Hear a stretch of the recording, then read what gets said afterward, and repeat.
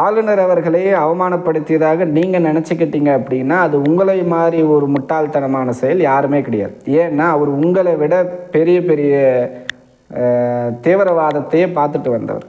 நீங்கள்லாம் அவருடைய பதவிகளுக்கும் அவர் வகித்த பதவியிலையும் அவருடைய தரத்தில் கால் தூசிக்கு சமம் கிடையாது.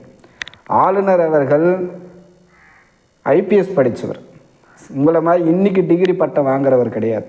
அவர் படித்து ஐபிஎஸ் அப்படின்றது ஒரு மிகப்பெரிய ஒரு போஸ்ட். இந்தியாவினுடைய முதன்மை பதவியில் ஐபிஎஸ் போஸ்ட் ஒன்று.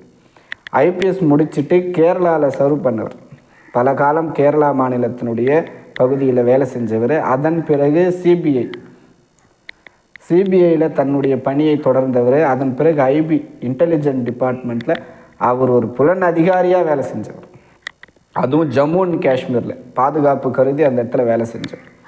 டெரரிசம் இருக்கக்கூடிய இடத்துலேயே ஐபியில் வேலை செஞ்சவர். அதன் பிறகு இந்தியாவினுடைய நேஷ்னல் செக்யூரிட்டி அட்வைசராக இருந்தவர். அது எவ்வளோ பெரிய பதவி தெரியுங்களா? ஒரு இந்தியாவினுடைய மிக பதவிகளினுடைய உச்சம் நேஷ்னல் செக்யூரிட்டி அட்வைசர்.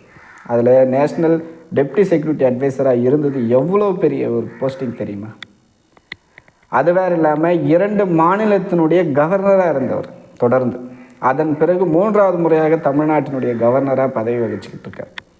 இப்படி இத்தனை பதவிகளையும் பார்த்துட்டு வந்தவர். இந்த அளவுக்கு டெரரிசம், அப்புறம் சென்ட்ரல் பியூரோஸில் வேலை செஞ்சவர், ஐபிஎஸ்ஸாக படித்தவர், இது எல்லாத்தையுமே தீவிரவாதத்துக்கு எதிராக நிறைய டேக் ஓவர் எடுத்தவர், கலவரத்துக்காக நிறைய பேச்சுவார்த்தைகள் நடத்தினவர். அவருடைய அனுபவத்துக்கு முன்னாடி நீங்கள்லாம் ஒரு ஒரு சாரல் மழை கூட நீங்கள் சமம் கிடையாது.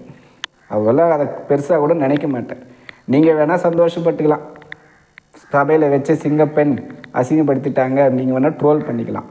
ஆனால் அதுக்கெல்லாம் அவர் மசூர் ஆள் கிடையாது. ஏன்னா அவர் வகித்த பதவிகளினுடைய அளவு உங்கள் வாழ்க்கையில் நீங்கள் எட்ட கூட முடியாது.